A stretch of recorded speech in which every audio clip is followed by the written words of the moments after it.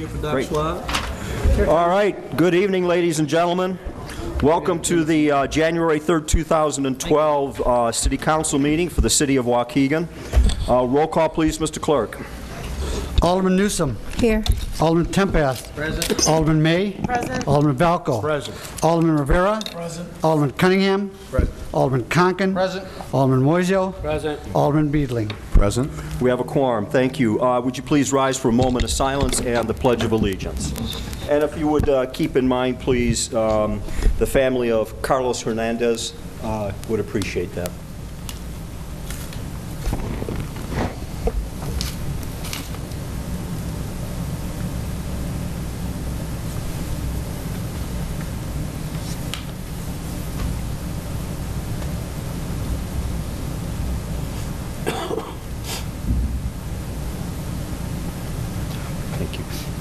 I pledge allegiance to the flag of the United States of America and to the republic for which it stands, one nation, under God, indivisible, with liberty and justice for all.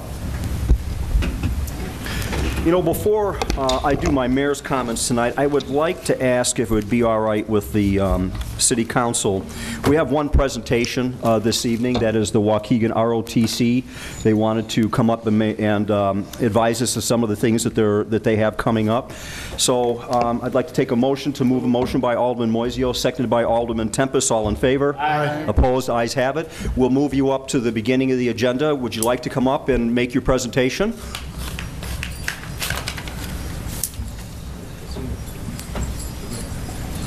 That's their drill team. Yeah.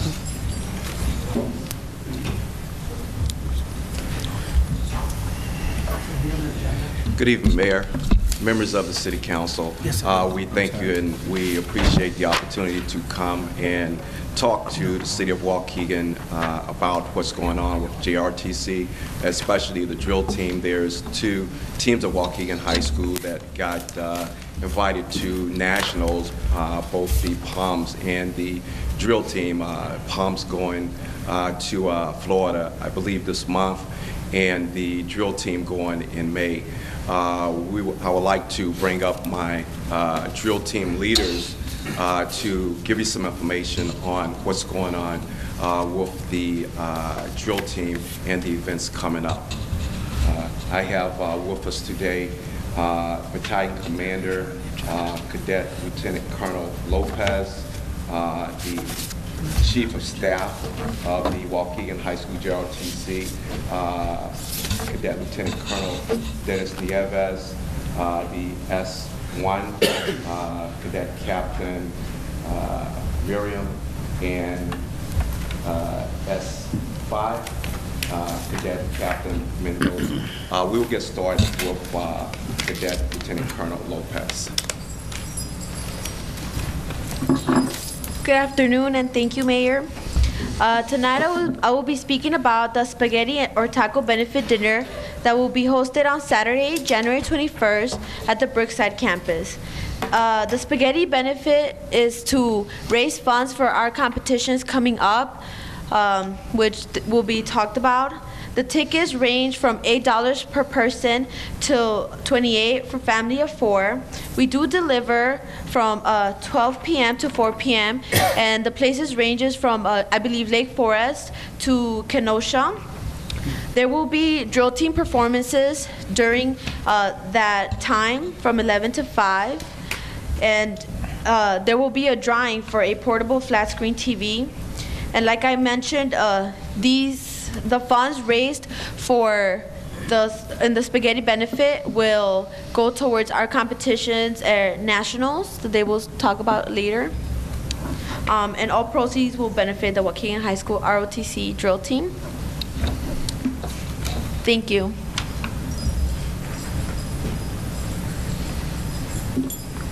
Good evening, Mayor. This year we are attending a few competitions. We're only attending a small portion of competitions compared to last year because we do not have the funds and the opportunities to go to all of them. Some of them are Mormian, Purdue, North Chicago, and Nationals. We have already attended Zion Benson, and we placed second at the bronze division. But we are lucky to have gone to all of them last year, but we didn't have the money this year. This year we are hosting our own event, which is going to be on March 24th, which is a 10-school competitions that we are holding at Washington campus. The competition is to raise money for us to get more money to go to nationals. And that competition that we're going to will be held on May 1st through May 4th. Thank you.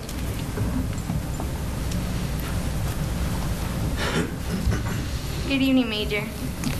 I'm here to talk about the nationals that we've been going to this year. This is the 10 out of 12 years that we've been invited to compete at the nationals that are held in Daytona Beach, Florida.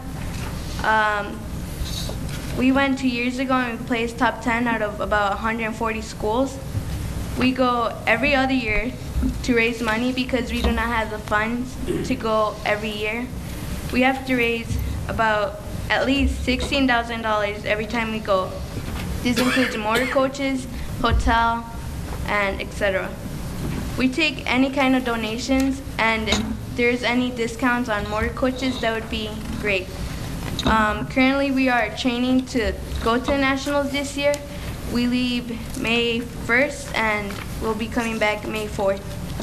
And that is all. Thank you. Good evening, Mayor.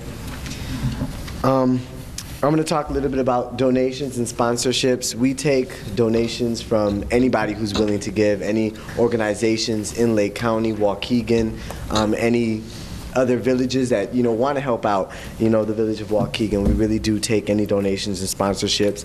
Many people ask, what do we do back for our community? We do participate in the Memorial Day Parade, the Veterans Day Parade. Every cadet in ROTC is required to at least do 20 hours of community service, which is signed off. They have to bring in a letter. So we are required also as drill team to do that. We participated this year in the Walk for Seniors, where we got a trophy. We were the biggest group who raised the biggest amount of donations. We participate in all of our school events, whether it's pep rallies or our homecoming day parade. And we also partner very closely with the Waukegan Township Park Place Senior Center, where we perform for many of their events, or we come and we do some community service also there. We also got last year selected to perform at one of the schools for children with special needs. They invited us to come and perform, and we did do a performance last year. And once again, to anybody who can help us out in any kind of way. We're not asking for big amounts. Any penny helps, and we really, that's what our goal this year is. So thank you.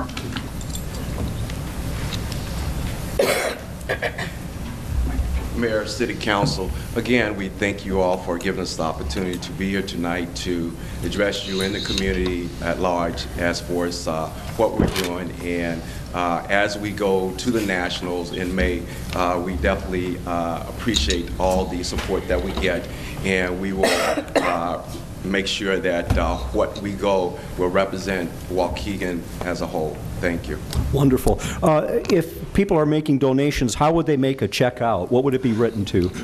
Mayor, the checks would be written out to Waukegan High School JROTC Drill Team. Okay. And if they want to contact you, they can contact you at 847-599-2795 or 847-309-6406. That is correct. Okay, we'll get that up on our website too, so that you can get some exposure that way. Then, of course, this will run on YouTube, and so we'll try to get in the graphics, try to get those phone numbers in for you as well. Great. Thank you very much, Mayor. Absolutely. Council. Glad to have you here. Your kids do a great job. You really do. Thank you for coming.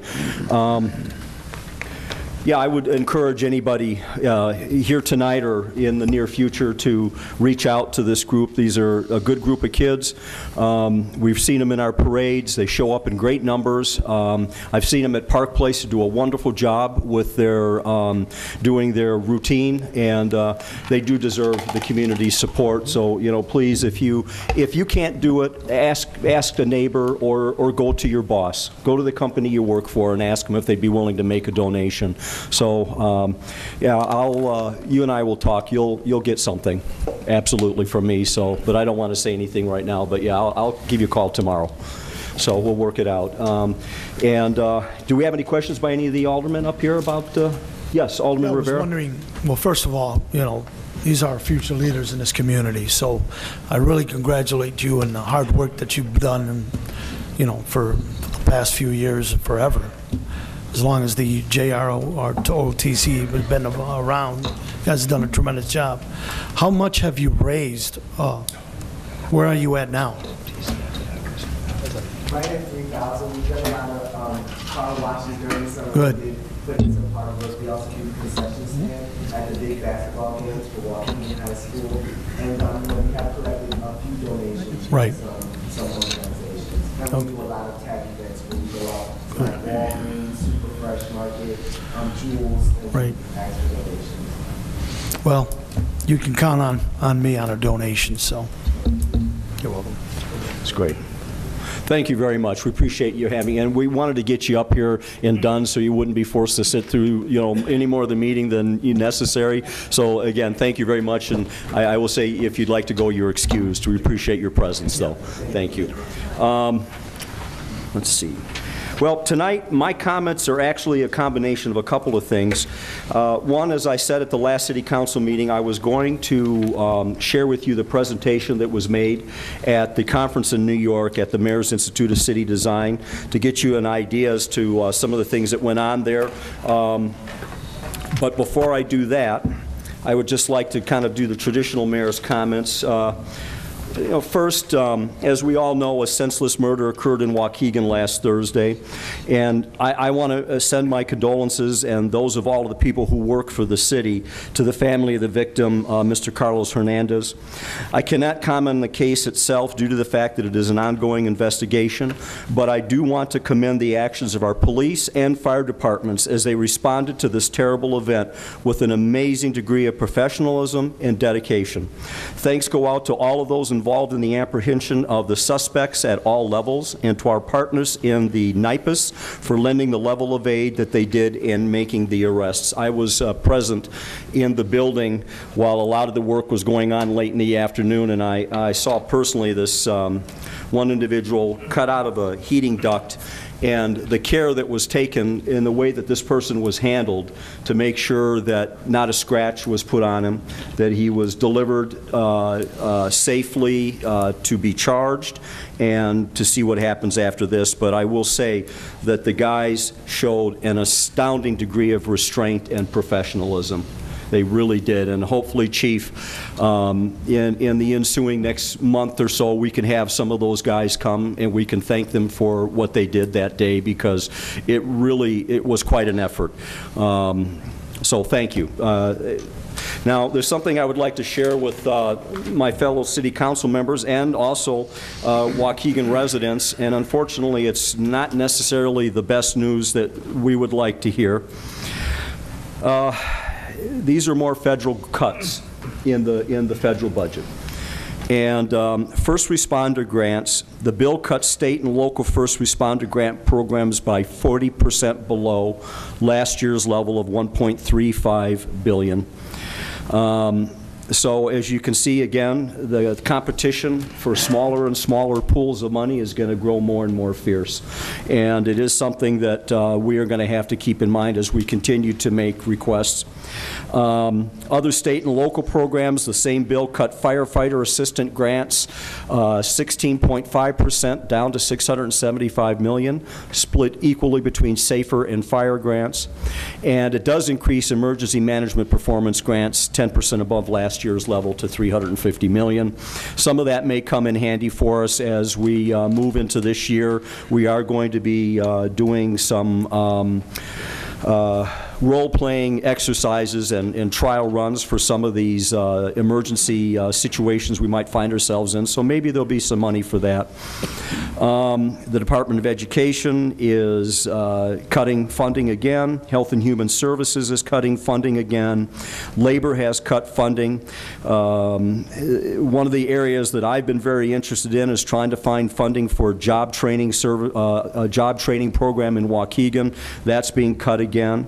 The EPA has been cut by $233 million below the fiscal year 2011 level and $524 million below the President's request. That will affect all their operations, and as everybody knows, the City of Waukegan has been reliant and dependent on the EPA for a lot of our cleanup. Now, it will not impact the projects that we have ongoing right now. Those are funded and the money is in their pocket, but it could impact future needs. So we all need to be aware that there's less and less of this pie to go around, and I don't think it's going to get much better for a couple more years.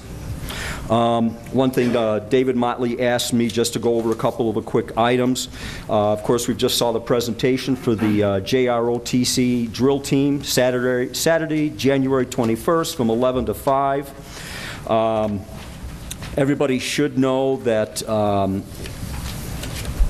Illinois has enacted a new law that prohibits putting any electronic items in the trash. And that's going to be difficult because it includes televisions, computer monitors, printers, computers themselves, electronic keyboards, fax machines, VCRs, digital music players, digital video disc players, video game consoles, you name it. Anything that's electronic is now prohibited from going into your trash. So there will be collection dates for communities. If you have stuff that you want to get rid of right away, you're going to have to take it out yourself to a collection location to have it disposed of. Now, there is a phone number I'd like to put out, which is area code 847-336-9340, which is the SWALCO, Solid Waste Agency of Lake County's phone number, and then they are also under swalco.org if you're online. But I would suggest everybody familiarize themselves with this because it's going to have a great impact. It's going to impact the City of Waukegan because what will happen is anything that's put into the trash that's not appropriate will be left on the curb, which means then our public works people will, by and large, end up being the ones that have to pick it up. On this coming Wednesday from 6 to 7 o'clock, there is a neighborhood watch meeting at North Elementary School at 410 Franklin Street, and it's being hosted by Jermaine Castellanos.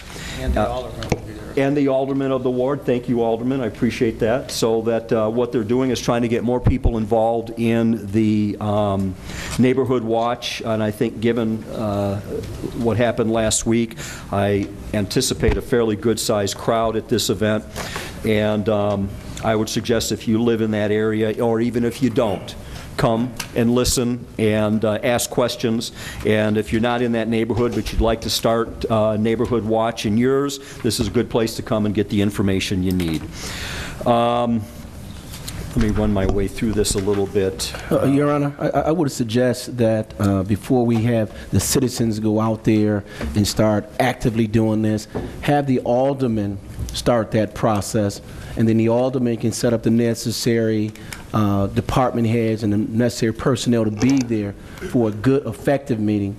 So that's something that I've, in my past in doing those meetings, it is best the alderman do it. The alderman can make sure the fire department, the police department, public works are necessary to get those kind of individuals there. Because they just don't have the resources or the contacts as the aldermen do. That might be a suggestion, but it's a great idea, though.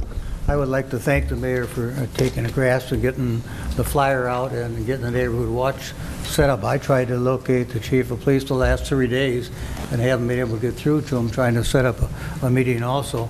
But I'd hope that the chief and I could set up a meeting and an agenda for that neighborhood watch meeting tomorrow evening, which would be Wednesday at 6 p.m., I believe. Yeah, 6 to 7 o'clock. It's a 1-hour time frame that they've set forth for this. And in the past, my newsletters, I've encouraged Neighborhood Watch. We don't seem to have, well, we have one man in charge now, but he has other duties also. But in the 6th Ward, we do have a number of Neighborhood Watch meetings, and they're rather effective in getting neighbors to know each other and trying to look out for each other. And we tried to promote that. The police cannot see everything. And I won't comment on what happened on Julian Street, but you need eyes and ears out there. everybody's eyes and ears out there, and sometimes that's what helps solve the case. And that'll be my comments. Thank you, Your Honor. Thank you, Alderman. And thank you for your help. Sure. Waukegan Park District is offering a basic CPR and first aid event on the 14th of January from 9 a.m. to 2:30 p.m., ages 12 and up. There is a fee of $48 to $53. And then automatic external defibrillator operation is being hosted the same day. There's a small fee for that, $15 to $17. That's operating from 2:45 to 3:45 on the same day. So something that you might be interested in doing. I think that that should just about cover that. Now, what I'd like to be able to do is to go into, you know what I'm going to do, instead of going right to my presentation, let's do one thing, if it's all right with everybody up here. Let's allow the public comment to go forward and let them speak, and then that way they don't have to wait through my presentation. So take a motion to move up the audience time. Motion by Alderman Conkin, seconded by Alderman Moisio. All in favor? Aye. Opposed? Ayes have it. I believe First Sergeant Cunningham has already spoken. Did you want to speak again? No, sir. Thank you very much. Okay. Next would be Jamie O'Meara.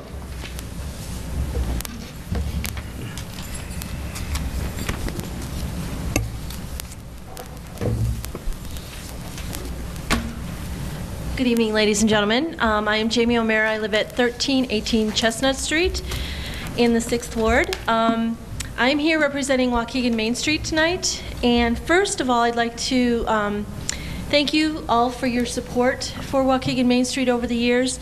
Without you, we wouldn't be able to accomplish what we have accomplished. In the last year, I'm sure you'll all agree, we have, with our many partners, the city being one of our largest, of course, we have accomplished some wonderful things in our downtown area. And we would like to continue that in 2012. And so you will be hearing from us pretty soon, I'm sure. Violet is currently working on those packets to let you know how much value we bring to our downtown. I would like to also invite you at this time to our next 2 events. On Monday, January 23rd, we have our Members Plus networking. It will be celebrating the Chinese New Year. It's at 6 o'clock at Fong's Kitchen, right on Genesee Street. And then our largest fundraiser of the year, our Mardi Gras, is back. It will be Saturday, February 4th at 6 o'clock. And the last time we had it at the Yacht Club, and we outgrew the space. And so we are having it this year at the Puerto Rican Society. It's a much larger venue. And because of that, we are bringing a lot more to Mardi Gras. We have incorporated some casino-type games and things like that to raise a little bit more money, but also to have a little bit more fun. I encourage you all to come. It's a great evening of fun, and it's a good time to see friends, neighbors. It's a great party night if you want to gather a group of your friends. On a personal note, as a citizen of Waukegan, I would like to personally thank the police department and our fire department and all of our public works people. One of the first things I noticed when I moved here 20-some years ago was how wonderful our city services were then, and they continue to be. And then I would also like to comment, Mr. Mayor, on your announcement of the electronic recycling. Last year, the Port District, of whom I work there, we instituted an e-cycling program through a private company, and we are a collection site when we're open in the summer, so from April to November. You know, not sure that we're prepared to collect citywide, but if you do know somebody who's trying to get rid of a receiver or a speaker or computer monitor, their rules are anything that has a cord. So that's the rule they gave us. So I would encourage, I can even pass along the information to you if you'd like on this company, because they do rebate a portion of what they collect back to the collection site. And I don't know if they do municipalities yet on that large scale, but it might be worth looking into. Thank you. Thank you, Jamie. Next is Margaret Carrasco.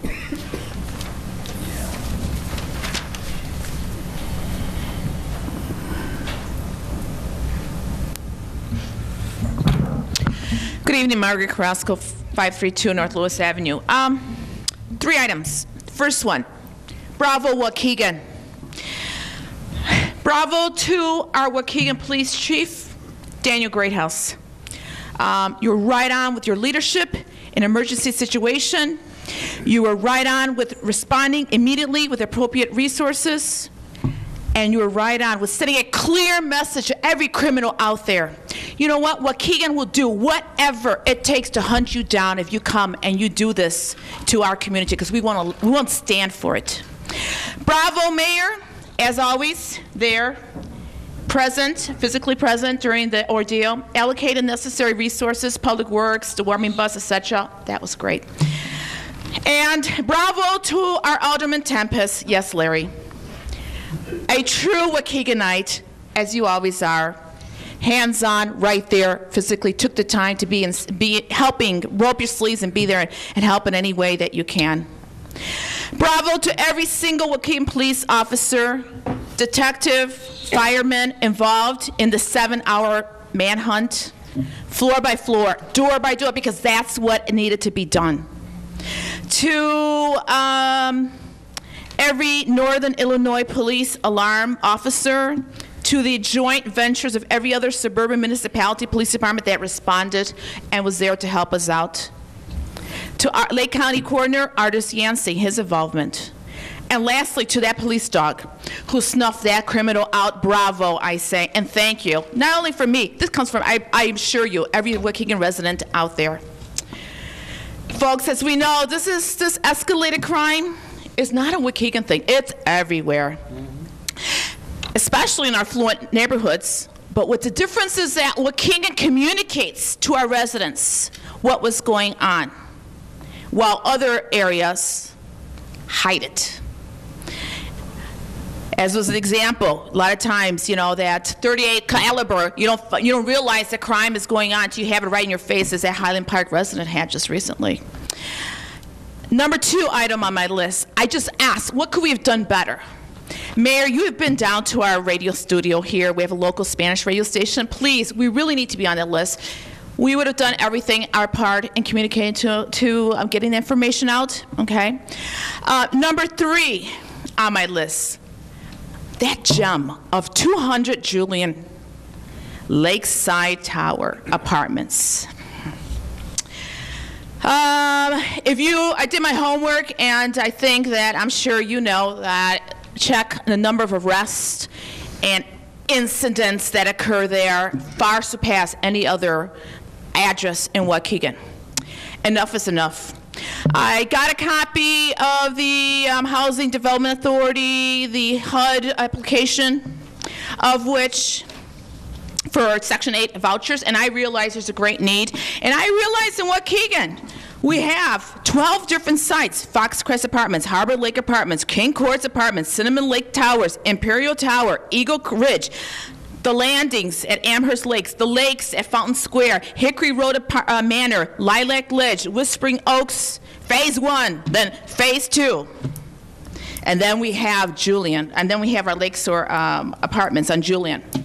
So looking at the application, Section 5 says criminal and background history, and it reads that there you're supposed to indicate, have you or any member of your household listed in the application ever been arrested for any criminal activity or drug-related criminal activity? How could it have been that, and I don't have all the complete information, but at least in the paper it was listed that one of the individuals was residing there? How could that have been? So obviously it's slipping through the cracks. Obviously Lakeside Apartments or 200 Julian doesn't care and is not checking. That needs to stop. Okay, that's my personal opinion. And there's a way to stop it. Because if you look into the tiny little print in the application that every individual there in those apartments that qualifies for this funding, penalties for misusing this consent is at Section 8, Section 1001 of the U.S. Code states that a person is guilty of a felony for knowingly and willingly making false or fraudulent statements on the application. Okay, there's violation provisions, and it gives a code for it. I invite any other Waukegan resident that would like to join me, because I will be filing a complaint with HUD, because I assure you, I'll bet you $1 that this individual that caused this horror in our neighborhood is not the only person that is receiving Section 8, residing there at 200 Julian Street, excuse me, and shouldn't be there. Let's see, I have one last thing. Sorry, I don't know how much time I have left. Just give me a second here. Hopefully, in regards to finances, Mayor, I hope it doesn't snow all winter, because then we'll get a couple dollars there. And once again, also in regards, I know they left to the ROTC. We'd be more than happy to invite them to our radio studio and support them. Maybe we can broadcast live from there. Thank you very much. Great. Thank you, Margaret. I'm not going to speak too much about what's going on with that location, other than I will tell you that from the first day I got in office, we began to put pressure on them. I've been in that building at least 6 to 7 times with all of the police and fire and code, and we've put his back to the wall. But he has, unfortunately, done what was requested of him, and then things slip back. We're not through at that location. That's the best I can tell you at this point. We're not done. Thank you very much. Okay, well, with that, I'm sorry. Did you sign up, sir? Do we have any? Well, come on up then. Yeah, why don't you do me a favor, come up here and sign your name and address for us, please, if you would.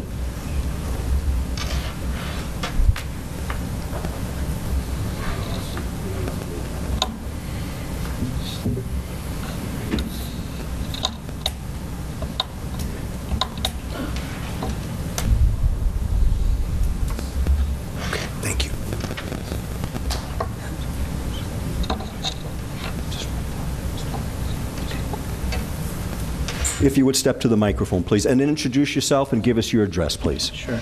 Sixto Robles, 817 Grand Avenue. I just was speaking with one of the aldermen that where I own some property, and I just thought I would bring this up because being the economic situation that we've had in the last 3-4 years, for me to pay the type of license fees that we have for rental property, which is what I'm addressing, it's fine. And I know that we had to increase those fees, and that's fine also. But throughout the last few years, the things that have changed in the rental license is that we used to have an inspection. We would have to take care of whatever needed to be done so that the property would pass in the inspection, and then you were given your rental license and your bill to pay for it. And so my situation, which I think might be the situation of many other property owners that own lots of property, as I do in Waukegan, is that when you have close to 100 units and you're being charged $30 or for the inspections and for the fees, well, it's almost like $3,000 to pay it all up and pay all the license fees without the inspections haven't even taken place yet. And that's a change, because you used to get the bill at that time. So now you get all the bills were due today. I wasn't able to pay all of them, and so my request is if we could spread those bills out back and put it back the way it was, where you would get billed at the same time that you would pass your inspection, rather than having all those bills all at one time. If I only owned 1 or 2 properties, it probably would not be a problem. But so what I'm asking is if they could change that. And then the second request, and then is if they could do something about the penalty. If it's not paid by today, the penalty is 50%. I mean, 10% on the water bill, and I pay a lot of water. You know, that's really hard on me. I mean, the girls downstairs, they know me because I'm like almost there the last minute, you know, trying to find the money to pay for these bills. But something like this at the beginning of the year is very hard for someone like me, and especially with a 50% fee. If I wasn't able to delay another mortgage or delay another one of my accounts, I would not be able to pay this, and I would be looking at a 50% fee on about $2,700, $2,800. And I just think that that's just way too much. I mean, I think 10% will be okay, or even 10% per month if you didn't pay it. But eventually, I'm going to pay it because that is my business, you know, rental, and I mean, it's going to get paid. But to have you pay the bill today or no grace period, you know, that's 50%. That's a pretty big fee, and so I was asking in those two changes could be done. Okay. Thank you. Thank you, sir. That concludes public comment. Thank you, everybody, for coming and participating in the public process here. All right, now we're going to go to the presentation. Dave? It's going to be projected on this screen, just so in case if you actually want to watch it, or if this might be a good time to catch a quick cat nap if you're as well. So.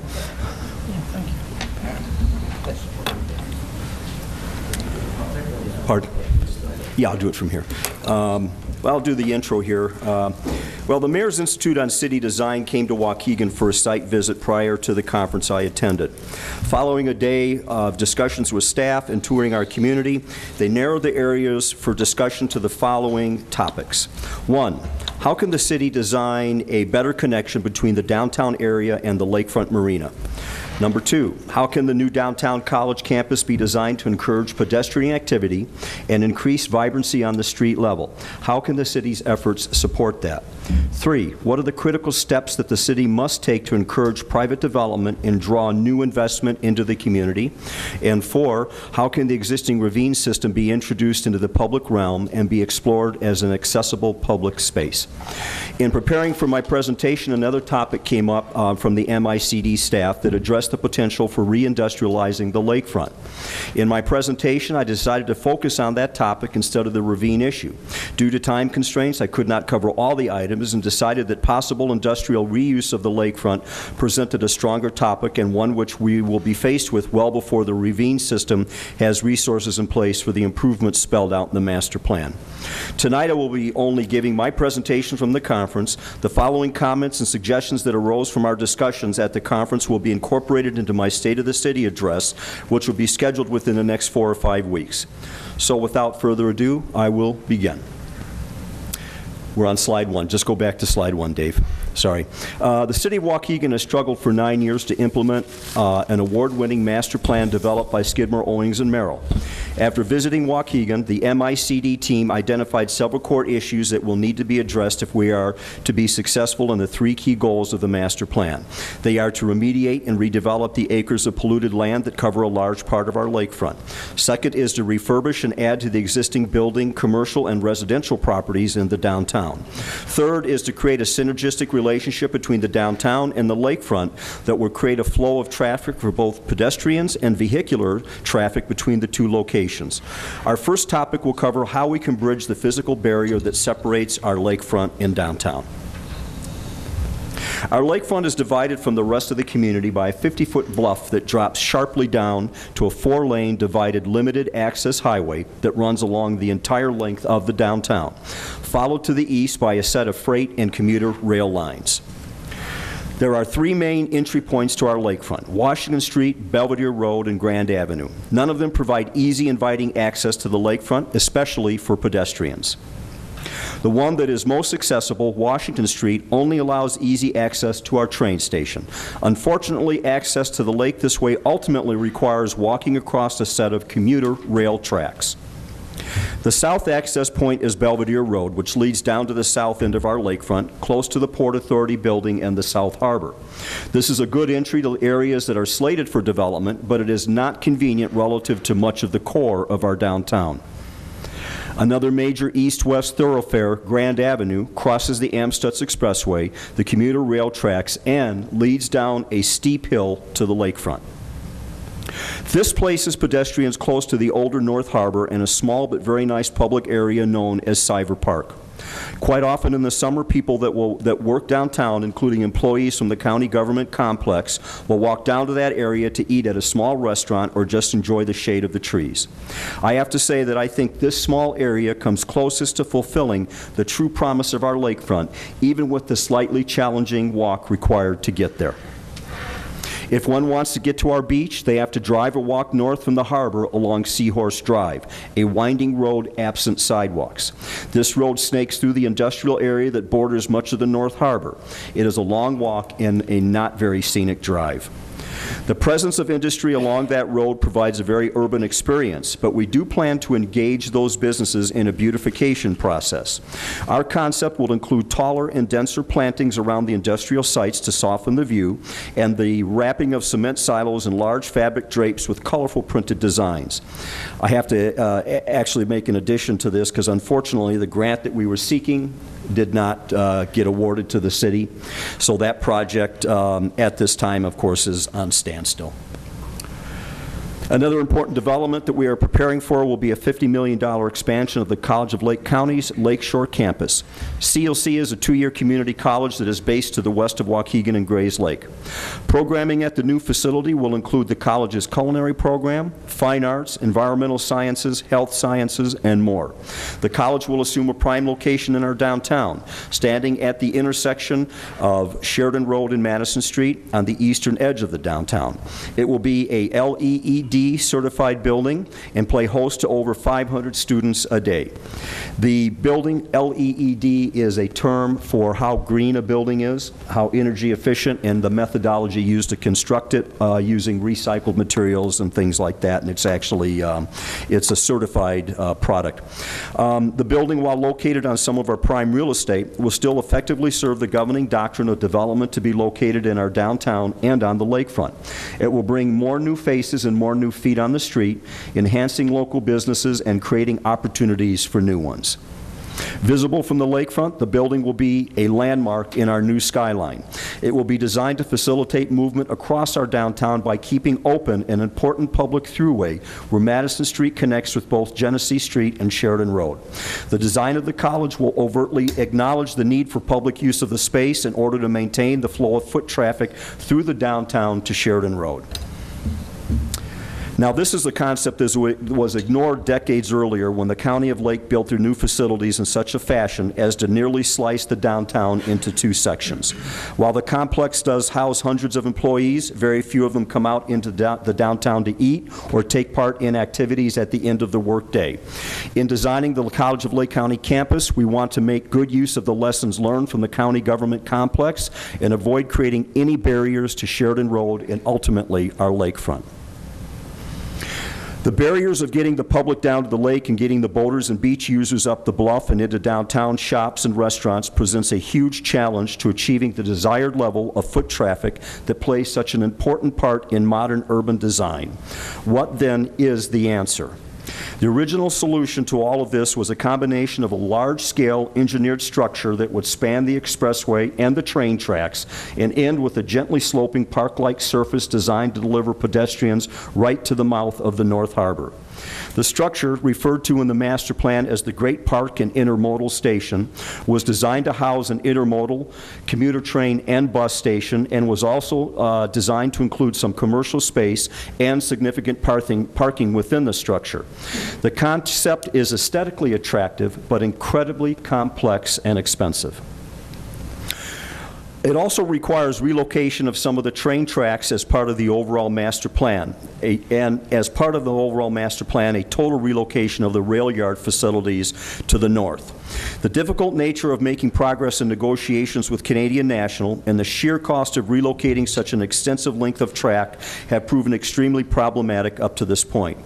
It has also stymied another phase of the lakefront redevelopment, one which many felt might actually have the best chance of leading off the entire lakefront effort. The South Lakefront concept, as seen in this rendering, will also be hampered by the location of the tracks. Ongoing discussions with Canadian National have produced little in the way of progress in this matter. While tax increment financing was initially identified as a source of some of the funds necessary to shift the tracks, the property has generated no increase in value in which to draw the increment from. It seems like a classic chicken and egg scenario at that location due to the fact that the land will sit undeveloped, hence creating no value until the tracks are moved. Without any source to draw the necessary funds from, the developer appears unable to gather the necessary resources to cover the cost of the move. As the final stages of remediation are attained along the lakefront and the land is finally prepared for development, the issue of effective access still requires some solution. Ultimately, connecting the downtown to the beach will require some out-of-the-box thinking. I'm about to offer a solution that some of you may at first think is way too far out from the box, but it does accomplish the goal we have set for ourselves. Imagine an aerial cable car system that can travel and make various stops along the way. I am thinking of the larger 50-passenger units you see at ski resorts and similar to the one used in this photograph at the Roosevelt Island Tramway in New York City. The tram could start near the College of Lake County building along Sheridan Road and eventually make it all the way to our public beach. While it represents a large capital investment, it will attract tourists and provide a unique method of moving from the downtown to the beach with a variety of stops in between. Of course, the same thing could be accomplished by creating a public shuttle system directly tasked to moving people around the downtown and down to the lakefront. It would be less spectacular, but easier to implement. Recently, our beach has seen an increase in visitors from Chicago, particularly among the Polish American and African American populations. Right now, the majority of these visitors drive to Waukegan. In addition, providing boaters transportation on a regularly scheduled basis from the harbor with stops at restaurants and entertainment venues located in downtown will certainly maximize the downtown lakefront connection. The stars on this slide represent a sampling of all the areas that will need to be served in order to create the maximum amount of convenience for lakefront visitors. It will serve those that are just at the beach for the day or are staying on their boat for the weekend and offer transport to our restaurants, theaters, and galleries in order to expose riders to as many options as possible.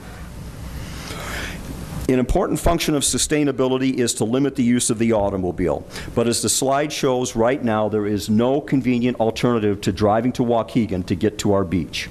There is no convenient and pedestrian-friendly way to access it from the train station other than by foot.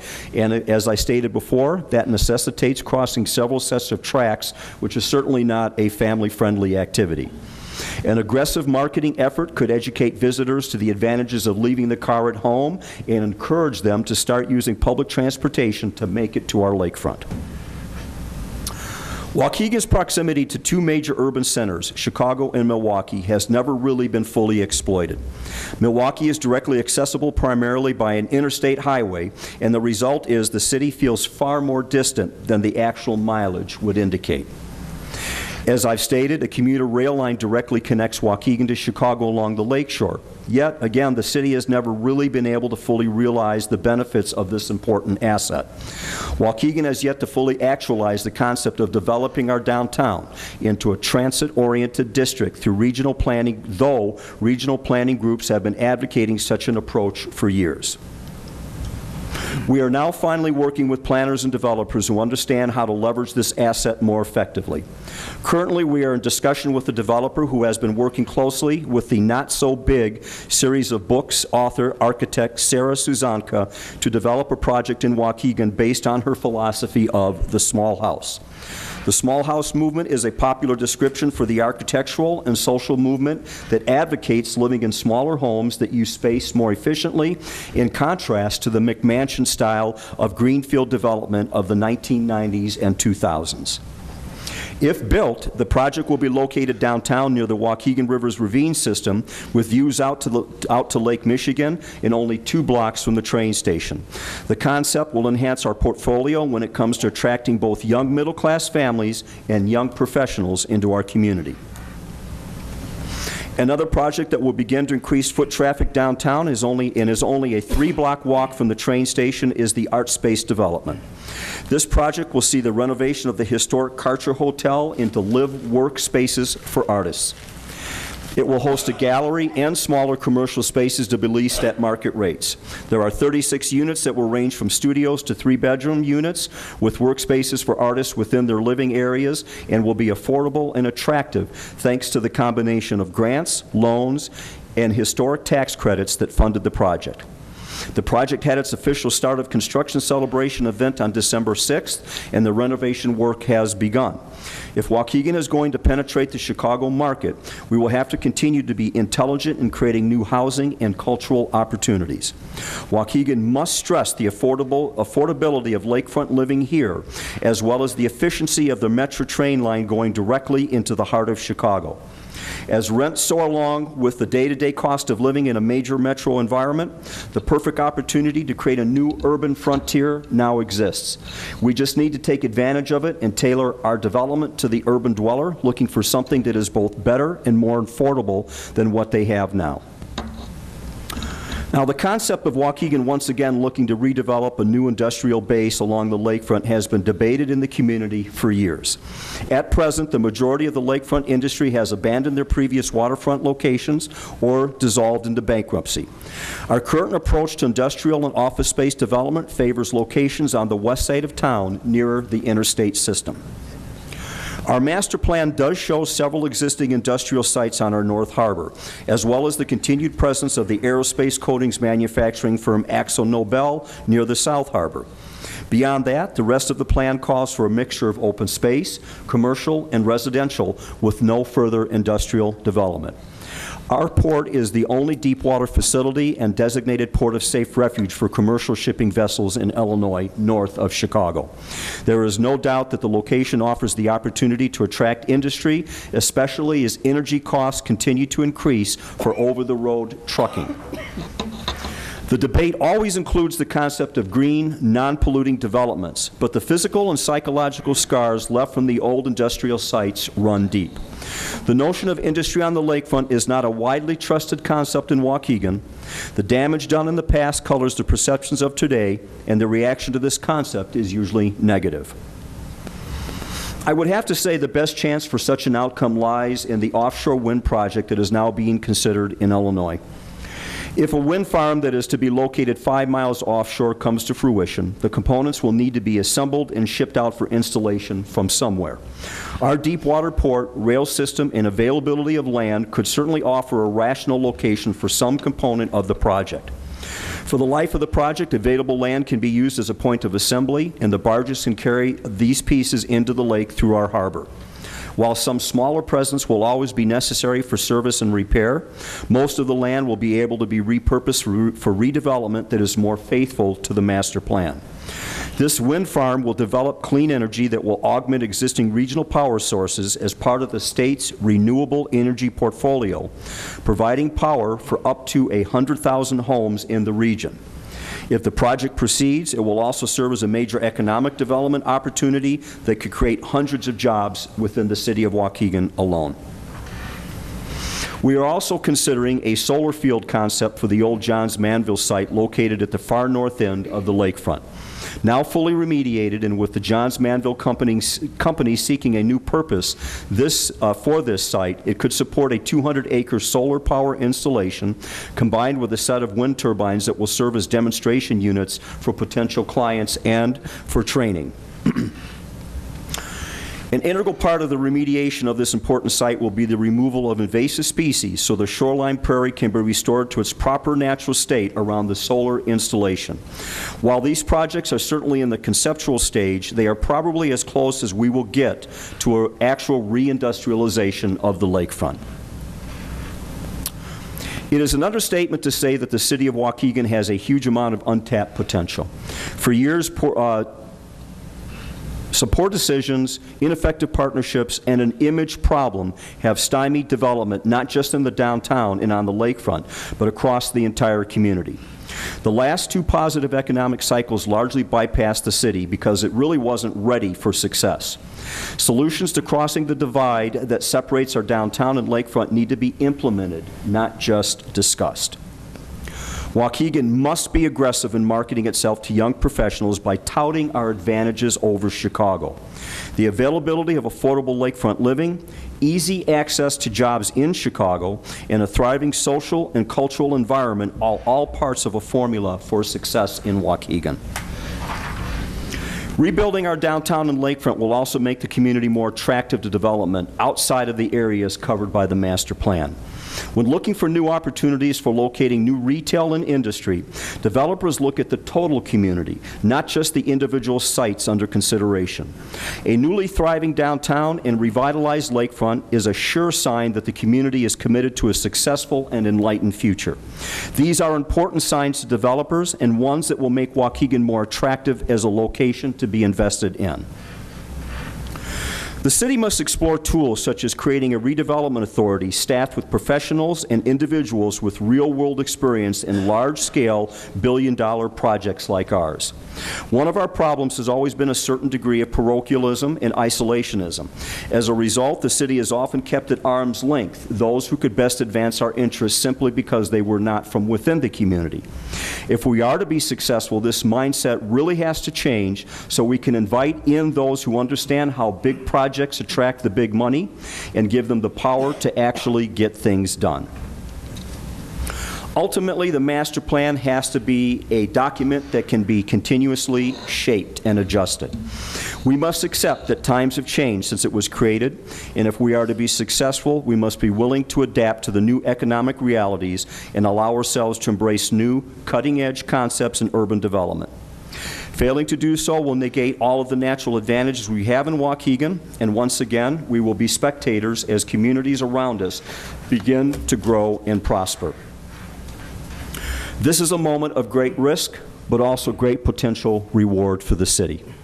If we continue along the path we are now taking, building a cultural and entertainment base in our downtown, remediating and making land available on our lakefront for development, leveraging our assets like the beach and the commuter rail line, and choosing our partners carefully, we can succeed.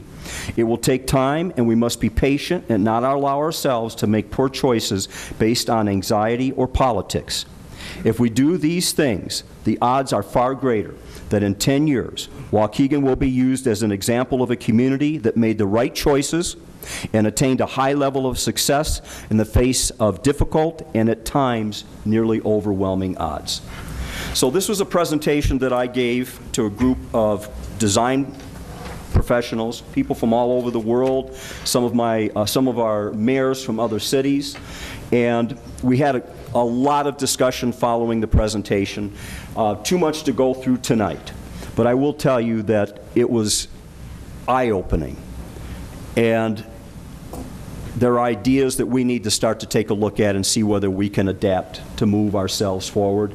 And there are people who want to help us. I will tell you that at the last night at the dinner, the corporate sponsors of the event offered to me the opportunity to have the professionals from Columbia University and others come to Waukegan and work with us on a little bit more of an extended basis to help us move things forward.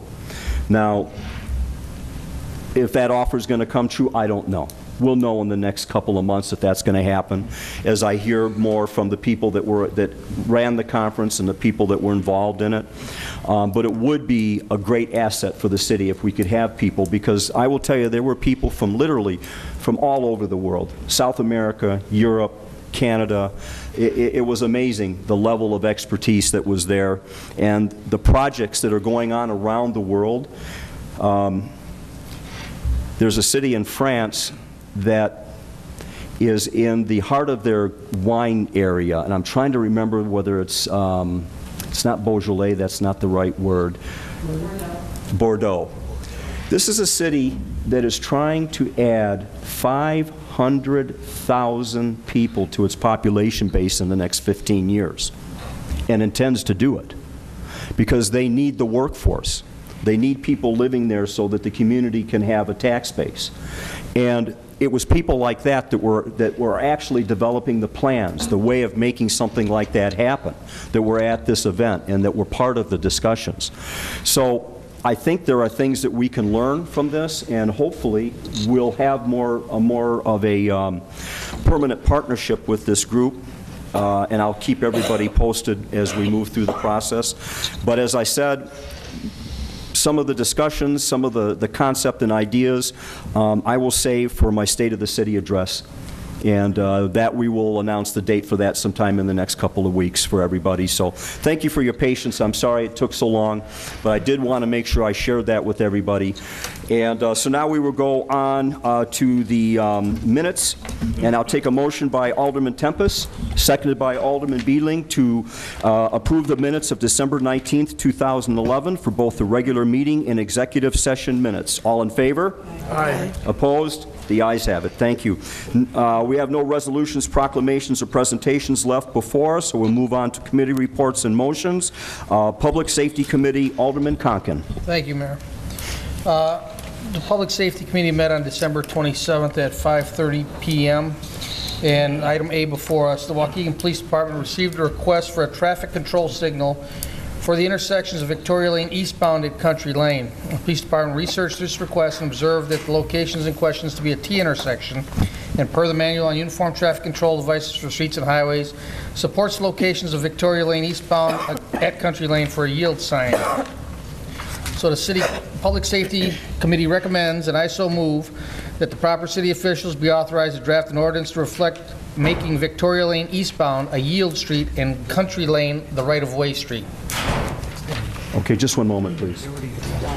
It's done. So it's all done. They're already done. All three are done. They're all done. All three are done. Yeah, we can change they're all done. Except. Okay, what we'll need to do, if you could, Mr. Chairman, is I'd like to take a motion from you and then seconded by Alderman Rivera to amend items A, B, and C to, if we can do that, can we do, to reflect a change from draft to present. Or accept. Or to approve as presented, because it is, so the material actually is prepared. So all in favor? Aye. Opposed? Ayes have it. Thank you. So what we'll do is item A, Corporation Council has produced an ordinance to reflect making Victoria Lane eastbound a yield street and County Lane the right-of-way street. And we have the motion by Alderman Conken, seconded by Alderman Rivera to approve. Roll call, please. Alderman Newsom. Aye. Alderman Tempest. Aye. Alderman May. Aye. Alderman Valco. Aye. Alderman Rivera. Aye. Alderman Cunningham. Aye. Alderman Conken. Aye. Alderman Moiseo. Aye. Alderman Beedling. Ayes have it. Item B, the Waukegan Police Department received a request to restrict parking on both sides of Frolic Avenue between Sunset and Gulfmore Avenue. The request was made due to an auto mechanic repair shop parking vehicles on Frolic Avenue. The Police Department spoke with the residents on Frolic Ave, and that would be affected by the restricted parking, and the residents advised they would be in favor of it. So in that regard, the Safety Committee recommends, and I so move, that Corporation Council has already Well, just to adopt the ordinance. to adopt the ordinance reflecting restricting parking on Frolic Avenue, both sides from Sunset Avenue to Gulfmore Avenue. We have the motion by Alderman Conken, seconded by Alderman Rivera. Roll call, please. Alderman Newsom. Aye. Alderman Tempest. Aye. Alderman May. Aye. Alderman Valco. Aye. Alderman Rivera. Aye. Alderman Cunningham. Aye. Alderman Conken. Aye. Alderman Moiseo. Alderman Beedling. Ayes have it. And item C, Waukegan Police Department received a request to restrict parking on both sides of Witchwood Lane. Police Department researched the request and found that the east side of Witchwood Lane already has signs posted as no parking anytime. Survey of the residents on Witchwood Lane revealed the majority did not want any parking restrictions on the west side of the street. So therefore, the Police Department learned that there was not an ordinance that addressed this parking restriction on the east side, and the Police Department recommends the adoption of the ordinance. In that regard, the Public Safety Committee recommends, and I so move, that we approve the, as presented, the ordinance to reflect restricted parking on the east side of Witchwood Lane. We have the motion by Alderman Conken, seconded by Alderman Rivera. Roll call, please. Alderman Newsom. Aye. Alderman Tempest. Aye. Alderman May. Aye. Alderman Valco. Aye. Alderman Rivera. Aye. Alderman Cunningham. Aye. Alderman Conken. Aye. Alderman Moiseo. Aye. Alderman Beedling. Ayes have it. And finally, for discussion only, we have some information, I'm sorry, not discussion. The Waukegan Police Department received equitable sharing payments in the amount of $280,140.30 from the U.S. Department of Justice Drug Enforcement Administration, and that has been deposited. Great. Always And like that's- getting money. That's all I have at this time, Your Honor. Thank you, Alderman Conken. Good work. Appreciate your committee's efforts. We have no old business before us, no reports and communications to place before us today. We move to new business and recommended actions by Corporation Counsel. Item A, a motion by Alderman Newsom, seconded by Alderman May, to approve the payroll dated December 29th, 2011 in the amount of $1,279,594.67. Roll call, please. Alderman Newsom. Aye. Alderman Tempest. Aye. Alderman May. Aye. Alderman Valco. Aye. Alderman Rivera. Aye. Alderman Cunningham. Aye. Alderman Conken. Aye. Alderman Moiseo. Aye. Alderman Beedling. Ayes have it. Thank you. Item B, approval of bills dated January 3rd, 2012 in the amount of $1,541,322.66. Motion by Alderman Newsom, seconded by Alderman May. Roll call, please. Alderman Newsom. Aye. Alderman Tempest. Aye. Alderman May. Aye. Alderman Valco. Aye. Alderman Rivera. Aye. Alderman Cunningham. Alderman Conken. Aye. Alderman Moiseo. Aye. Alderman Beedling. Ayes have it. Thank you. Item C, we've received a request from the Misericordia Heart of Mercy Center to hold their Candy Days on the weekend. I believe it's the weekend of April 27th through the 28th of 2012. Take a motion by Alderman Cunningham, seconded by Alderman Moiseo. All in favor? Aye. Opposed? The ayes have it. Thank you. Item D, these are the appointments to the Casino Committee, which was discussed at the last City Council meeting. I'll take a motion by Alderman Rivera, seconded by Alderman Valco, to accept the following appointments. I'd like to comment on that if I may. Oh, yes, sir. First of all, we don't have an ordinance before us. It's down. We haven't voted on the ordinance yet. Number two, the ordinance that you have presented shows a committee of 7.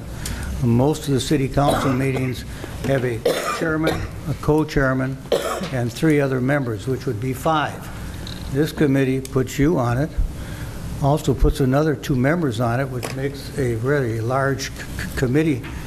You just will have a whole committee or the whole council meeting.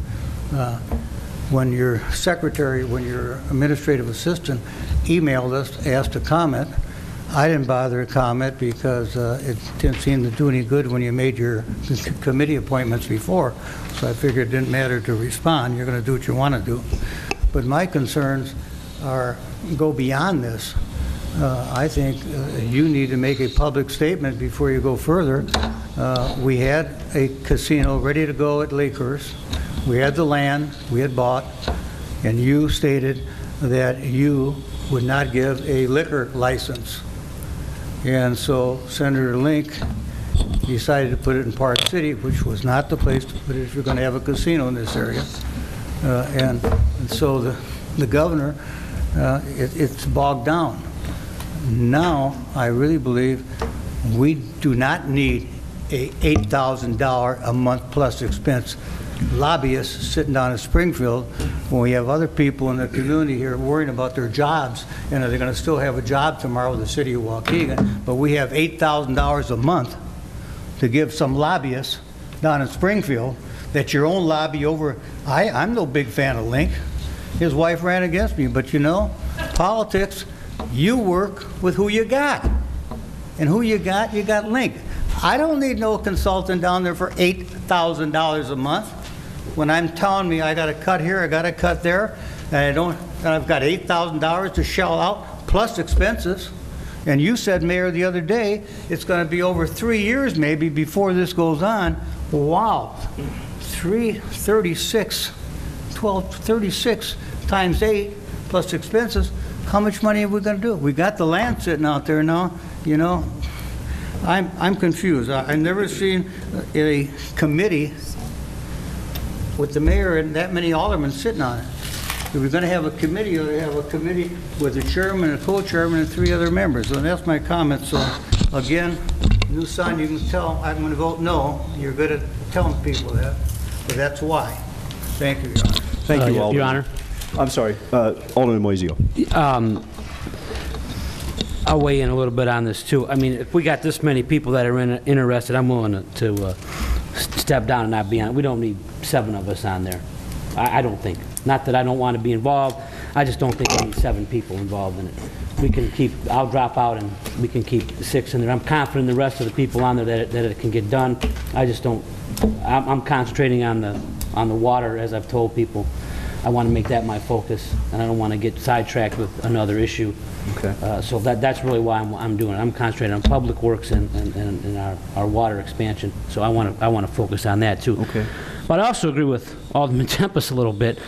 I don't know what happened between you and the senator, but again, taxpayers wonder what happens in government, and we have to pay $8,000 to a lobbyist when we have our senator who represents us, who lives in Waukegan. He's the one that, doesn't he chair the gaming committee? And he sponsors the bill. What more lobbyists do we need? We had them before. We had them before. And now we have to pay more money. I was told by our staff that if we didn't get a lobbyist, we probably wouldn't, it would be difficult. We wouldn't get a seat at the table. That's how Springfield works. Well, we wonder why the citizens of the state of Illinois are all mad at Springfield when they pull things like that. So I agree a little bit with Alderman Tempest. You know, we were in the casino running all along. We had the land. From all your indication, the governor understands. He's a practical man. He understands if he's going to do it, Waukegan's the most logical place for it. We have the land. We're shovel ready. And we have our own senator who lives in Waukegan, who represents us, who introduced the bill, who's the chairman of the gaming committee, and we need a lobbyist? That tells me something. That tells me something. I don't know. I don't know what happened. But maybe that bridge needs to be fixed. It can't be fixed by probably me or Alderman Tempest or a few other people up here, but somebody on this council can fix it, I think. But why do the citizens of Waukegan have to pay $8,000? And I voted for it. And I thought about it, but I said, if I don't, we may be left out in the cold. But now I'm starting to really think about it like Alderman Tempest. Why are we? We have a lobbyist in Springfield. It's called the Representatives. Thank you. Okay, thank you. Well, let me get something very clear here before we take one more step anywhere. Number one, if you guys don't want the casino, I'm perfectly fine with that. I did what I did over the last period of time because you had a vote and you requested that you wanted to take a shot at getting the casino. So what we did was what we needed to do based on your vote. I'm not a supporter of casinos. I don't like them. I could truthfully live my whole life in Waukegan without seeing a casino located here. But it was the will of this body is what we responded to. So I guess the question is, could I see the hands of people who called Terry, no, just a moment please. Could I see the hands of people that called Terry Link following that city council meeting? And because we all were supposed to call him, and could I see the hands of the people that called him?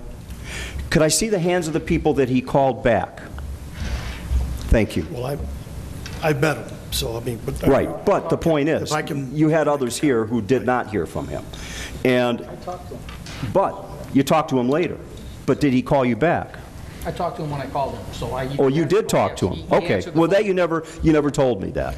So, but it is your casino. I'm not interested in it. I never have been a believer of casinos, and I made that clear from the first day that I ran for this office. From day one. I never said anything more than that. What was going to be expected of me the day after the election if I get a phone call telling me I've got a casino license for you? The day after the election? What am I supposed to do? Say, oh, I lied to all of you people. I'm going to do this now. No, I'm sorry. Now, I've done what I promised I would do. which was to open some doors, to put the resources together that I felt were going to be needed to get this casino out in Alderman Rivera's, I believe it's in your ward, at Fountain Square. I told you I would do that, and I've done twice as much as what I promised I would do. I cannot offer you any more from my services at this time. That was the reason why we wanted to form the committee, because the things that were being asked of me in Springfield were political. They were not part of my job as an administrator. They were political. Support this person. Get involved with this campaign. Get people on your side by going out and supporting these people and get them elected. I can't do that. That's not appropriate.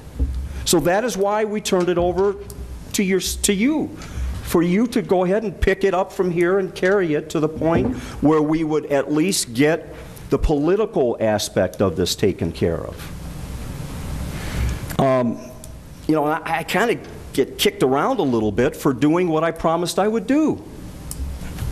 And I think that's a bit unfair, to be honest with you. So, as I've said, I made a commitment to you guys that I would help you because you voted on it, and I felt that it was my duty to serve, work with you, and help you get something that you felt was important for the community. And I've done that. The lobbyist is part of that. I told you, and I'll say again, if I had been wandering around Springfield those 2 days I was down there, I would never have met with anybody. But the lobbyist opened the doors to all the big players in this game, every one of them. And will continue to do so while we go through the process, if you retain him. If you decide that $8,000 is too much, you know, that is ultimately your call. But he's not just working on casinos. We should know that. Right. He's working on bridges. He's working on bringing us to our federal representatives. You know, at this very moment, we are being abandoned by the Army Corps of Engineers. They are no longer going to maintain our harbor. One more dredge, and then we're done. Who's going to pay for that? Who's going to keep the North Harbor open once it silts over and not even recreational boaters can get in and out? You don't get response by yourself. The people that these guys know are the ones that write the bills, the ones that tell the senator, this is what you need to deal with, this is what you need to, who you need to talk to. One of the people that I met that actually worked for the firm that we have is the person who wrote the gaming bill. That's how it works down there. You hire one person, they go to another job, but they still remember you. And that's how the doors get open. I'm sorry, Alderman Rivera, please. No, I apologize. Mayor, you know, you've always stood your ground on that, on the casino issue. We know that. But I think what's important here is every city that has gone for these casinos, you don't think they've had a lobbyist? Of course. They do. We're really close now where we need a lobbyist. And again, and the mayor just mentioned it, you know, this lobbyist is not there just for the casino. He's there for any issue that we need, where we need legislative or state senate approval. That's what the lobbyist is there for. I think we're sending the wrong message here. Number one, this committee, I don't think it doesn't matter who's on this committee or how many people are on this committee. I think what most important is the substance that we're going to generate from this committee, meaning our package, what kind of package we're going to present to the legislative and state senate. It's very important that we start getting that package ready so we can include all these communities that need this revenue help. Communities like North Chicago, Round Lake. These are the communities and ourselves. You know, that's the package that we as a committee has to start putting together. And yes, it's very important that we reestablish our relationship, of course, with Senator Link. He's the one that's championing this bill. He's in charge of the gaming committee. So it's very important that we reestablish that. So we need the lobbyists. So really, it doesn't matter who's on this committee. What's most important is that we put together this important package that we have to put together to present to the legislation in the state senate. That's what's at hand right now. But for us bickering on who's what and how many people we're going to have, that's not what's important here. What's important here is what we can present and what's important to our community. Because, hey, we're up here, we're representing our community. And this is very needed revenue that we need in our community. So that's what we have to, the message that we have to give to the state and to especially the gaming committee. And yes, it's very important that we reestablish our relationship with, Senator Link and all the people that's important here. And how we can do that is by having a legislator down there, a lobbyist. And that's so important. Okay. So that's all I have to say. Thank you, Alderman. And I'd like to add, as far as my name on this, I think that mainly I was included just to keep the flow of information going. Anything that I might have that you might want to know, anything that you might have that we need to talk about. I don't really care about being on it. I could be just an ex officio, which is what I really thought it was anyway. I never was considered a voting member of this group. I would never, even consider myself, because I don't think that would be technically allowed. But we tried to put people on here we thought had an interest in making this happen. That was the goal. And so that was why we named 7 individuals, Alderman Tempest, was that we thought we would get the people who wanted to be part of it and would bring energy to it. So, if Alderman Moisio is not interested in serving, he can certainly decline the appointment, and it could be the committee without him then. That's perfectly okay with me. I'm not conflicted about that at all. It is ultimately your choice as to whether to serve or not. If I may comment, our committee structure has always been a chairman, a co-chairman, and 3 additional members of the city council. This is the first time in the history that I've been here that I've seen it changed, is why I look twice, because I read everything. And why is it such a large committee? Is it you do have the people that are interested in it and care the most about it, I believe that. But I got thinking, why is it this way? Why is it just fit into our regular committee structure? And that was my point, Your Honor. Understood. And really, the point, I don't think that our ordinances require a certain number, as far as that, the 3 and 2 structure. But I understand, because it is a tradition. It has been.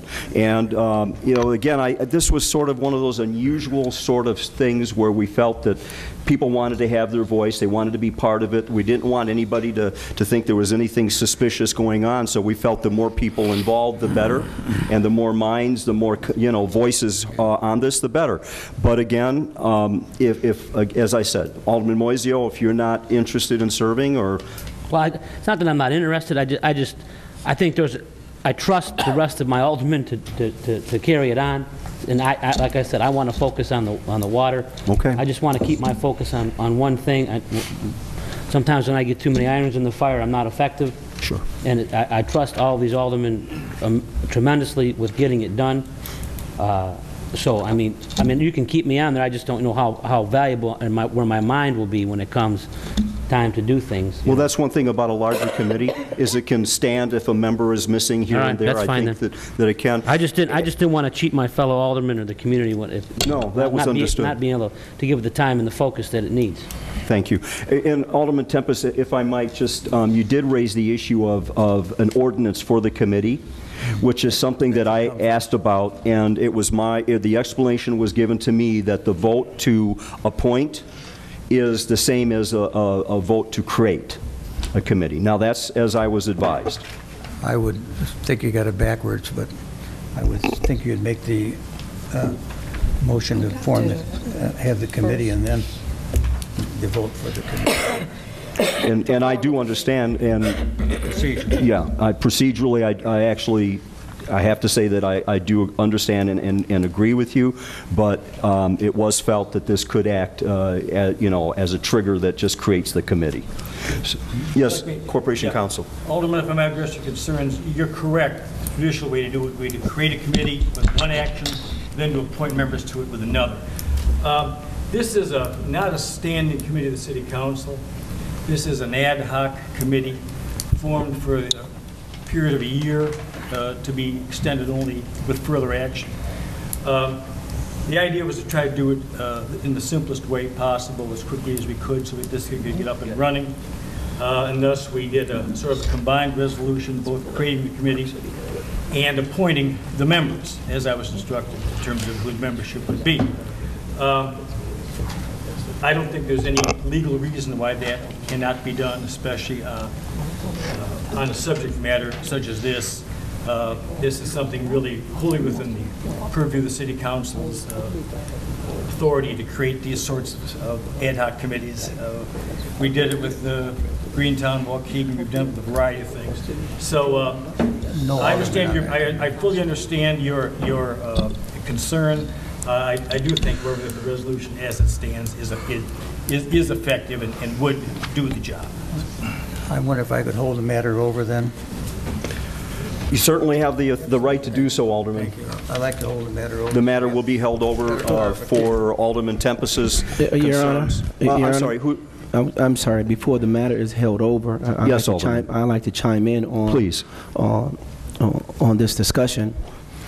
I too agree with the spending of the dollars, but to be honest, I agree with you on having lobbyists. I think what kind of concerns me with some of these comments is, you know, when we posted or when we put in these lobbyists, our primary focus was not other things. Our primary focus was the casino. So, you know, if the lobbyist is going to be doing other things, in order for us to get monies, I think me and probably the other aldermen need to be informed of what other things they're doing, so it's not confused as to this is the only thing they're doing. From my understanding, the lobbyist was hired for the casino and the casino only. That's the understanding that I have. Now, if you have other things or other objectives that they are down there doing, please let us know. So then, as we are getting questions about $8,000, this is the only thing they're doing, then we can in turn inform our constituency, because those are the questions that we are getting, at least I am, that why are we paying $8,000 when Terry Link lives in Waukegan, spends a lot of times in Waukegan. So if they're doing other things, please let us know so we can then disseminate that information to our other constituents, to the citizens of Waukegan. Next, you know, from a goal-setting standpoint, the way I understood this casino bill, it's a bill. It has been passed by the Senate and the state representatives. So if it's been passed already and we were not included in that bill, that means another bill needs to be created in order to bring Waukegan in it. Now, if that's the case, then I'm expecting this lobbyist group to try to get this back on the floor. Because if they don't get it back on the floor, then $8,000 for casino is mute. It's a bill that's been passed, either it's going to be declined or accepted by the governor. So, you know, I think from a goal-setting standpoint, our goal was to get a new bill back on the floor of the Senate and the state representatives. And if that is the case, then that's the avenue we need to be moving down, or that's the direction they need to be moving down. I don't need them to lobby for a bill that's been passed. We're not in that bill. It's done. It's a mute issue for us. It's been passed, and as we all know, even dealing with us, once a bill has been passed, it's tough to get it back on the floor, reopen it back up and change it. So, I'm hoping that's, and I think that's where the sponsor of the bill is more critical than anything else. If State Senator Terry Link is the sponsor, being a caucus leader, and the other gentleman, I don't know his name as it stands, but That's the importance of Terry Link, because he is a sponsor to getting it back on the floor. So our relationship with Terry Link is critical at this point, because it must, make no doubt about it, it must get back on the floor to be re-voted on. If that doesn't happen, it's a mute issue. So, you know, I understand, you know, when I speak to Terry, his comments are always pretty open and gets back with me.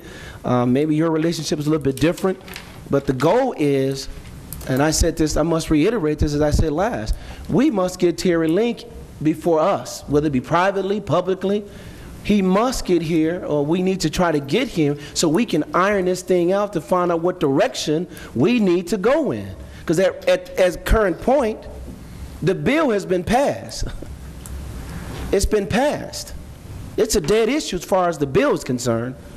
We need to know if he's willing to reintroduce us to the floor to have it voted on again to include Waukegan. That's where I think that's my opinion now, and I don't know that legislation that tough, but that's where I think we need to go. And if that's the case, what is this lobbyist going to do in order to get there? That's the question I need to know right now. Mayor, thank you. If I might, sir. Yeah, it's coming back up, Alderman, the 29th or 30th of this month. Right. I was just going to explain that he is coming. He will be having meetings with you, and he will be working more directly with you as you begin to move forward with the committee structure and working with you on that. Not for a revote is coming back up? No, it's actually not a revote. That bill sat and failed for the lack of the ability to put votes on the table for it, and it is going to have to be restructured to be able to pass. That was my understanding, having talked to, again, many of the people that are sort of in the game, that it will have to be restructured. Here's the problem. Here's what's holding the whole thing up. It's the racetracks. The racetrack owners want slot machines. Yep. If they can't have slot machines, they want a taste of each of the new casinos' revenue. Some sort of grant structure. That's from the new casinos. They didn't talk about the whole existing casino hierarchy. But that is one of the, and actually I was approached by a senator with that concept as something that I needed to take down to make people aware of, that was a potential avenue to be able to get the votes they need downstate, to be able to get this thing back on the floor. When we were there the second day, literally there were people running out of the building before any votes could be taken because they didn't want to have a vote. There wasn't any, they didn't want to vote on that bill. As it existed, it didn't work for them. So there's going to be some rewriting or amending or whatever ends up being there. I agree. But Waukegan, let's put it this way. Park City, I do believe in my heart, Park City is no longer a player in that part of it. But you never know. This is an odd game. I mean, things happen that you just don't, you can't control it. You know that. We've seen it before. We see it all the time. But there is not a great deal of support for Park City. And I'm not going to say anything more than that. But it is something that this lobbyist, as I said, opened doors that would never have been opened if the mayor of Waukegan was down there. And you know, Rockford has a lobbyist. In fact, I think just about all the other cities that were in this game on this round have lobbyists working for them, or they may be sharing with another community, but they all are playing that game. And it is a game. From what I saw down there, some of it was just absolutely ridiculous, but it is how it's played. And you do have to go along with it to get what you want.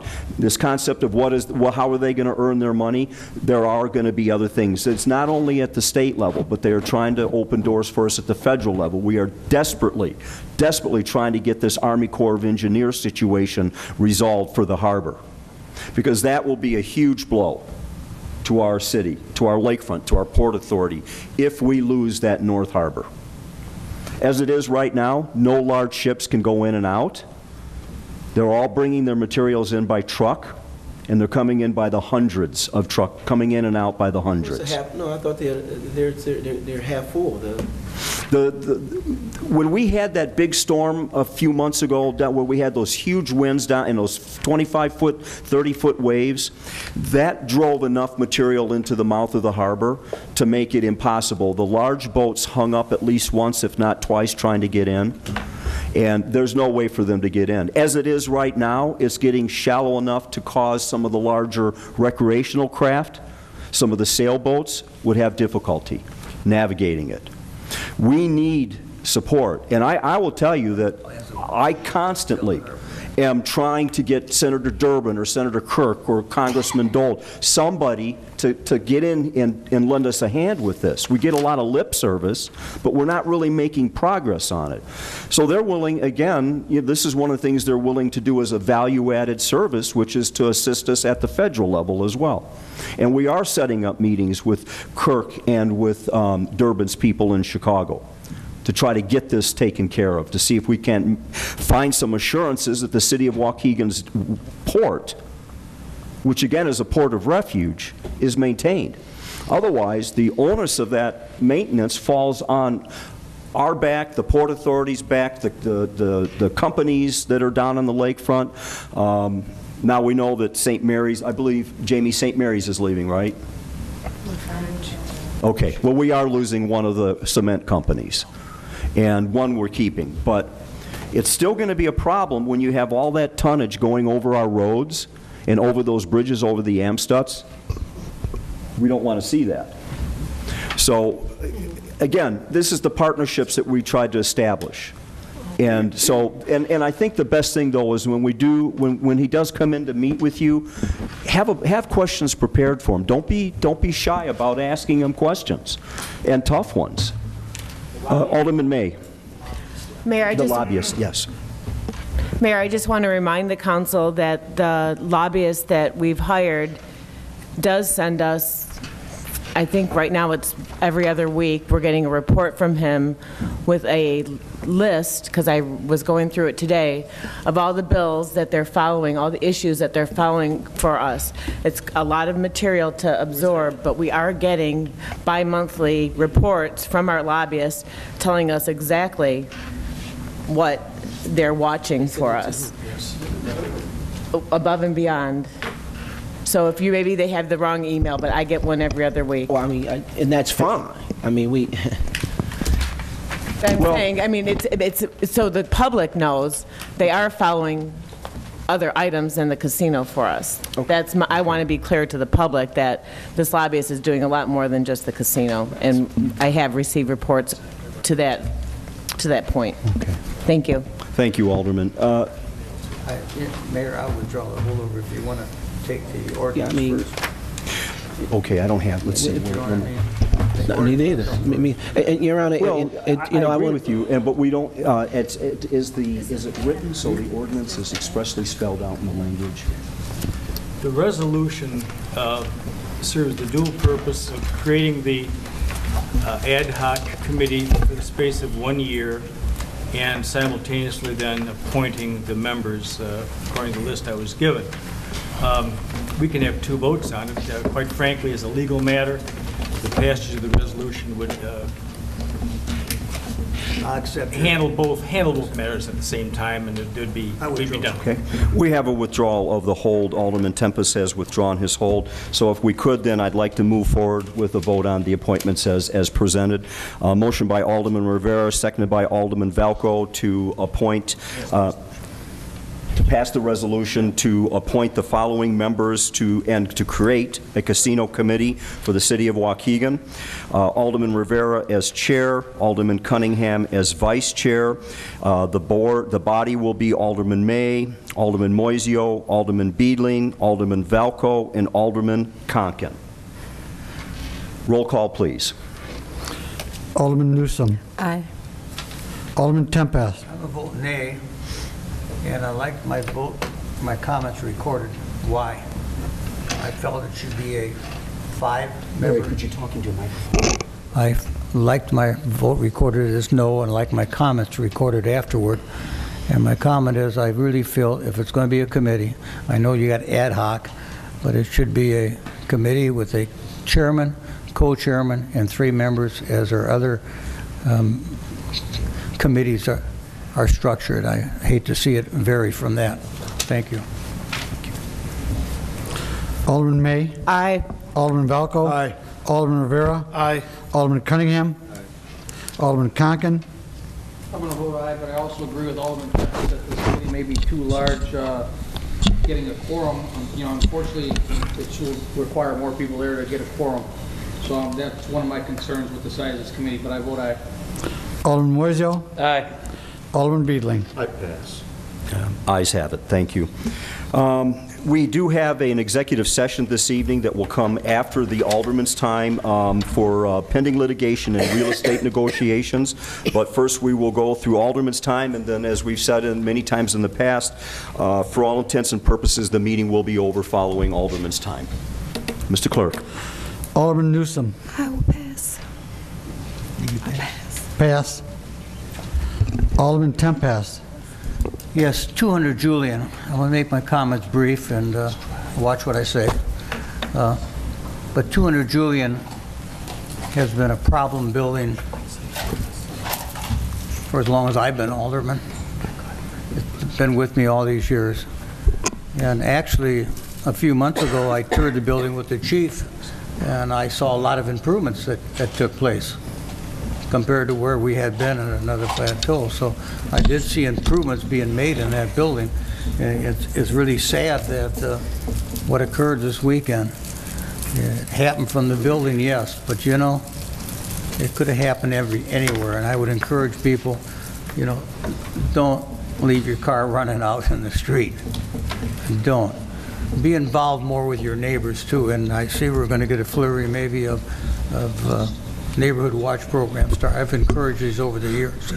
It's a good source to know your neighbor, know your friends, look out for each other. And I think one of the leads came from somebody that was watching what was happening in the neighborhood that day. And it's very important. I'm concerned now that there's a real upsurge in the community toward, as Margaret pointed out, toward our Section 8 housing, and we do have enough. And it seems we're getting, as our vacant homes are being bought up, we're getting more Section 8. And we need stronger guidelines. Somehow maybe our Corporation Council can find a way. How many Section 8 certificates should a community of our size take compared to some other wealthier communities that could afford some of the more social services and so forth, which they need? I think we've at the crossroads. Well, really, Councilor and Mayor, we really, I know people are in need. They need Section 8 housing. I understand that. But Waukegan has had more than our share, and we need somehow to spread this wealth out. It needs to go to some other communities also. And I have real concerns there. I want to commend the neighborhood down in 400 block of Hickory Street. The neighbors came together. They care. It's a close neighborhood. So it wasn't like they weren't looking out for each other. Here's a man going to work in the morning and doesn't get the day in. It's really sad, but you know, we never know when it's our time.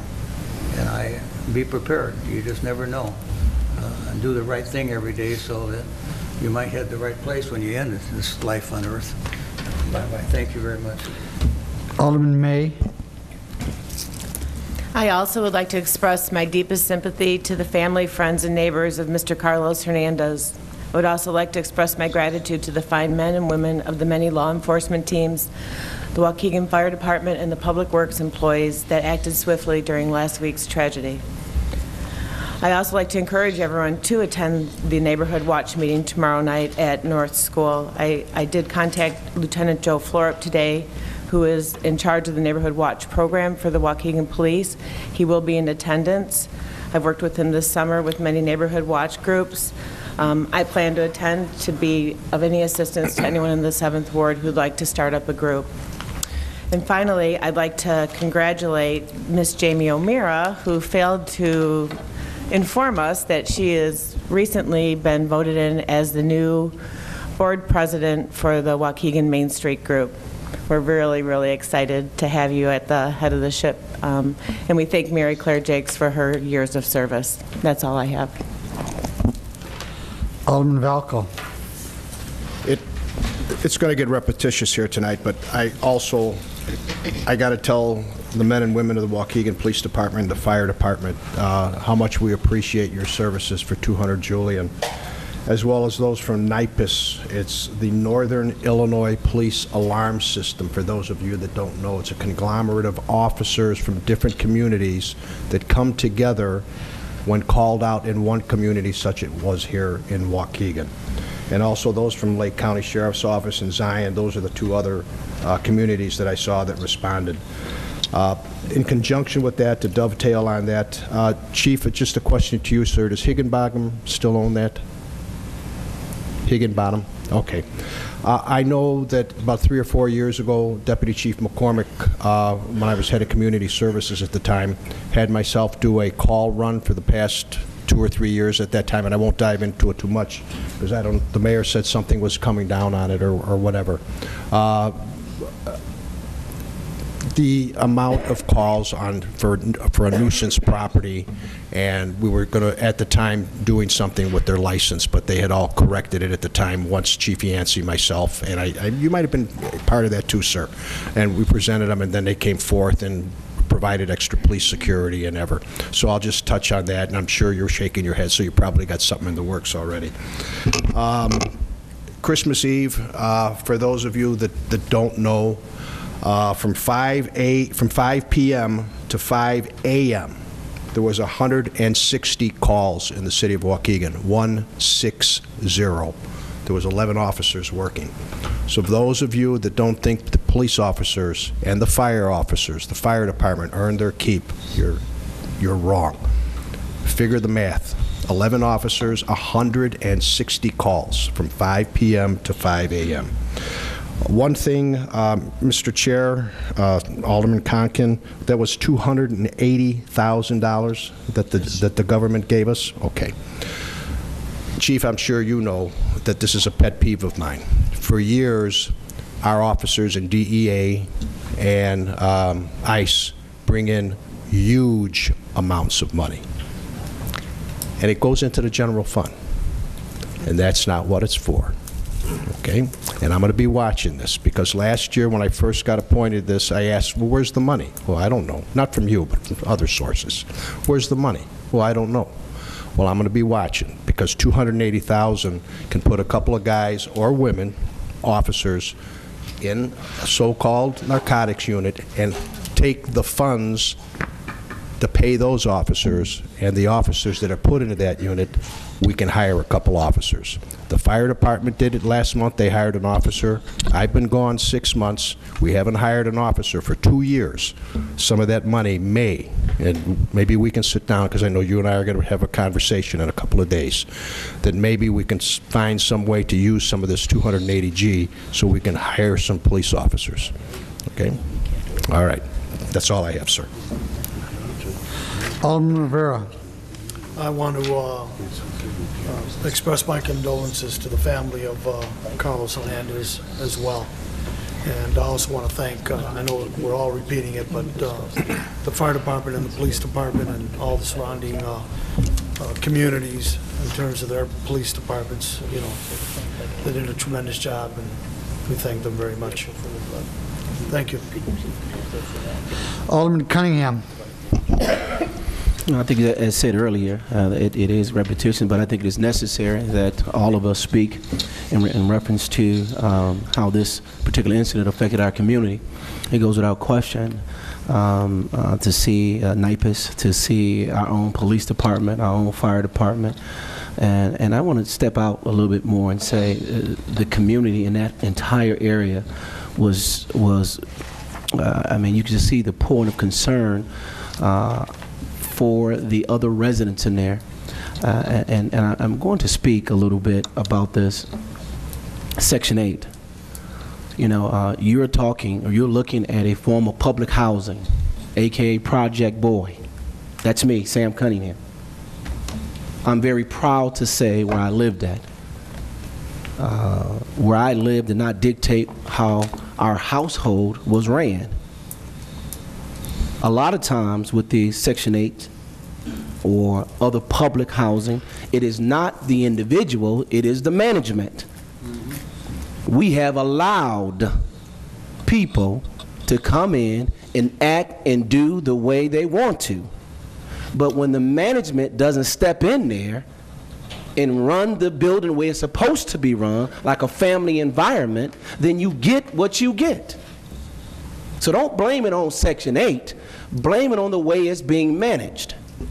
And I think that's where we come in at. One of the things that kind of upset me about that whole situation, there were innocent victims in that building. Luckily, they were listening to the emergency personnel and what to do and what not to do. But one of the things concerning me about the building as a whole, I cannot believe the emergency screens, the screens, they weren't even there. That's not a fault of a person who's living there, that's the fault of the person who managed the building. That's where we need to start at. If the management is bad, then the building is going to be bad. Will there be bad people or people who don't comply with some of the rules and regulations within the Section 8? Yes, there will be. I'm here to tell you, there's going to be that. But you can't blame the 95 and 97% of the residents who are families, who want to take care of their families, who are on Section 8, aka public assistance, who need help. So when we talk about let's limit Section 8, let's also limit those who are responsible for managing Section 8. I had to make that because I think a lot of times we have knee-jerk reaction that is Section 8 people, Section 8 people. Well, I'm a former Section 8 person. Look how I turned out. Pretty good. A good mother, a good community, set rules and structures, and I'm good. When you allow people to do and act the way they want to, you're going to get chaos. That's just the bottom line. But the tragedy that tragedy affected the entire city of Waukegan. The entire city of Waukegan. I've seen aldermen from various wards, people who don't even live, they were coming down because they were concerned about our city. And that, to me, was more impressive than anything. In the arms that went around that Hernandez family, as it is being poured out right here, I went to the wake yesterday with my mom and Pastor Gass, and it was just an abundance of people, all walks of life, there for that family. That's the Waukegan that I know. Unfortunately, it was not projected on the news and everything else, but the way we handle it and what's being handled now, that's the Waukegan that I know and I'm proud of. And we must move on from there. Second, I want to thank the Waukegan Park District. I think, Wayne, you're on that board, the board and the executive director, Mr. Greg Petrie, as they partnered with myself, my mom, Commissioner Cunningham, former Alderman Evans, former Alderman Copeland, Township Supervisor, Ms. Patricia Jones, and Jeffrey McBride, who's a Township trustee.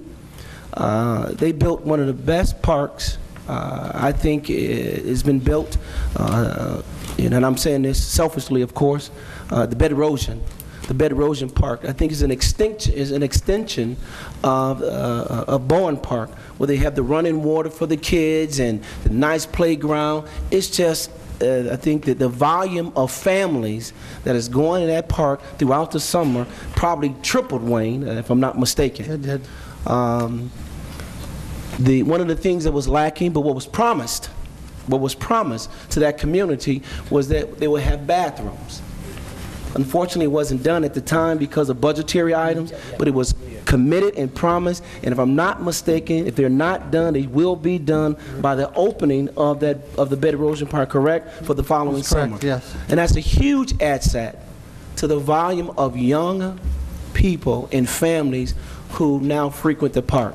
All we got to do is work on a little parking, and we'll be all right. Mm-hmm. But I want to just thank them publicly, but I want to thank the partnership of former Alderman Evans and Copeland, my mom, Ms. Jones, and Jeffrey McBride, for how we came together and we had a nice little conversation right in the park to address issues from the residents that's frequent, particularly in the First Ward. And last but not least, it's glad to see all of my fellow aldermen here for New Year's. I hope everybody had a great, great Christmas. We're all broke now, but hopefully we'll get through this and have a very prosperous New Year for our community. Take care. God bless. Alderman Conken. Thank you. Also, like I said, my condolences to the Hernandez family and what a lousy way to end 2011. Let's hope that things get and stay better for 2012. Also like to congratulate again the professionalism of the police and fire department for taking care of the issues. Along with Alderman Cunningham, welcome to the new year. Happy New Year. I hope it's a better one. I hope it's a better for everybody. Started Sunday at the Polar Bear Plunge. I was down there. I was watching everybody. It did not look refreshing. Did you get in? No. I may not be the smartest guy in the world, but I'm smart enough not to go in the water in the middle of December or in January 1st. Other than that, thank you very much. I'm done. Alderman Moiseo. My condolences also to the Hernandez family. I mean, talk about hitting home. That's a block away from my parents' house, and people call me and say, "What's going on at your parents' neighborhood?" Of course, I get a little nervous, but again, our police department second to none. Like I think all of us have always set up here, and I couldn't agree more with Alderman Cunningham about Section 8. It's about the management of Section 8. I mean, Section 8 serves a purpose for people, a valuable purpose, and when, of course, like any system, if it's managed correctly, it's fine. But you have a majority, or not just a majority, you have a group or a percentage of individuals that are either renting to Section 8 or are on Section 8 that abuse the privilege. And I think since it is a federal program, I think we have to put, Counselor, we have to try to put as much pressure on the federal government to help us out with the situation. Because when we do, a community like Waukegan does get inundated with it, the law of averages will tell you the more you get, the more people you're going to get that abuse the program. I mean, that's just the law of averages, I would assume. And we need help trying to manage the management of Section 8, if that makes any sense to people. There's bad landlords that all they care about is that government check. I know people that own property, and they want to get, as they say, they don't tell me this outright, but I hear it through different channels, they want to get in the Section 8 game because it's a guaranteed check. I one of my best friends, he doesn't live in the country, but he needed an investment, and he bought a Section 8 up in Zion. Now it's managed well, and there's no problems. But we need help. We can't do it as a city. We have limited resources. But if the federal government's going to mandate this and allow this, and it comes from tax dollars from all over the country, I'm assuming it does. I don't know how the whole Section 8 process works.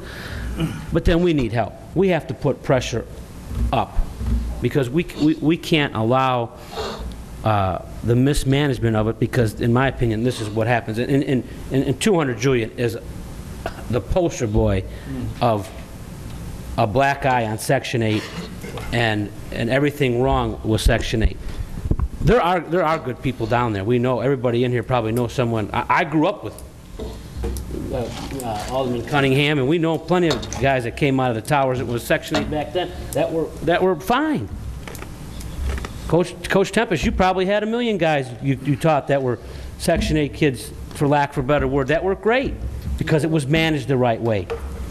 So but we need help, and the federal government needs to understand that they need to get more restrictions or restraints or something. You can't put everything on the local government. If you're going to mandate it, they love to do this.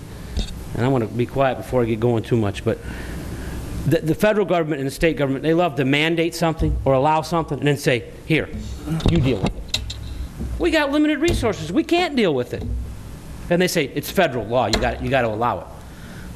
Well, help us deal with it. Help us manage the management of it. Thank you. Alderman Beedling. This is the part of my job that I dislike the most. I prefer working in the neighborhood with the residents in my ward. The city has a lot of problems. Our school district has a high dropout rate. In my opinion, they need to do a better job teaching children how to read. I've read about whole language, which they use in our school district and many school districts around the country. It doesn't work. I was taught phonics when I went to school. The federal government Department of Human and Health Services says explicit systematic phonics instruction is what is supposed to be used. I was supposed to have a talk with the district superintendent and the director of curriculum. I was going to challenge them to tell me exactly how this whole language thing works, because it doesn't seem like it works at all. Our state representative is a co-sponsor for a bill that mandates an extra hour of reading instruction. Whole language is word memorization. Any of you remember back when you were in kindergarten, first grade? How good were you at memorizing words? Learning the alphabet, vowels and consonants, how they sound, sounding out the words. It worked well for me.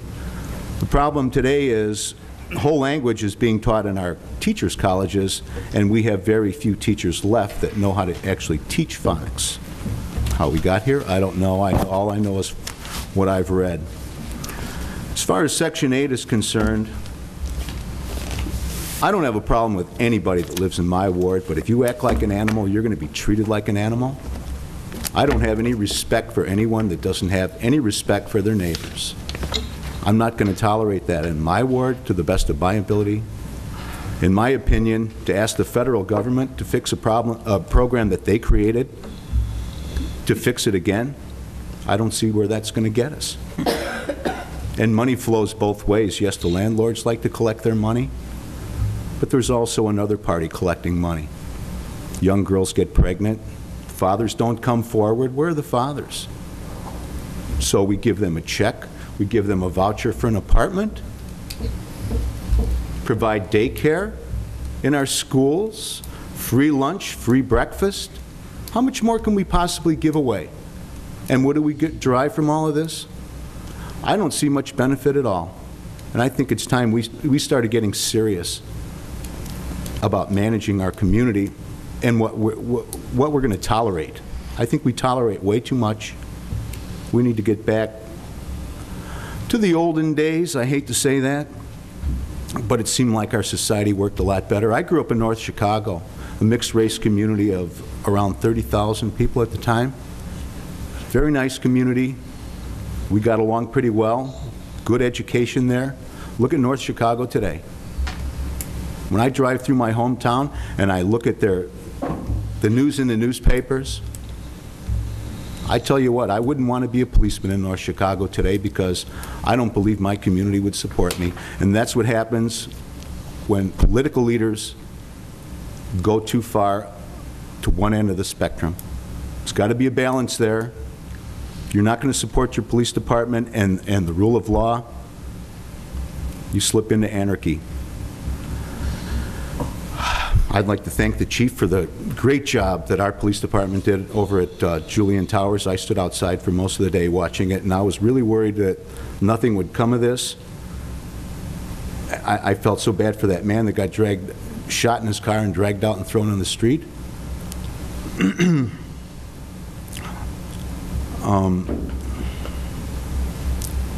I don't know how to solve these problems, but in my opinion, Julian Towers, I don't have any problem with moving them along.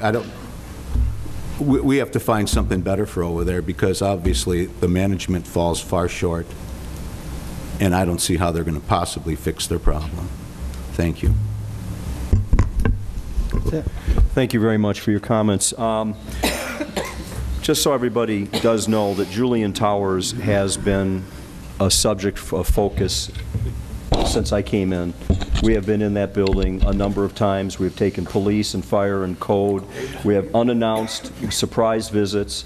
We've had him before us. We've run him through the mill. He knows how to use the system. He fixes what he needs to fix, and then, you know, we go away and then we wait and we come back again. We catch him with something else. There have been ongoing issues. It almost seems, and this is not necessarily focused on that location, but I have to say, it almost seems like we're going to have to make a choice in this city as to, are we going to allow the number of units of the type of housing that Section 8 tends to locate in continue to grow and continue to fester? That's our question. And that's something that is going to have to be a strong and vigorous debate among all of us here as to what we're going to do and how do we use this city's resources and the tax money to solve our problems. Because this solution to this is not necessarily just going to go away by getting rid of one problem building.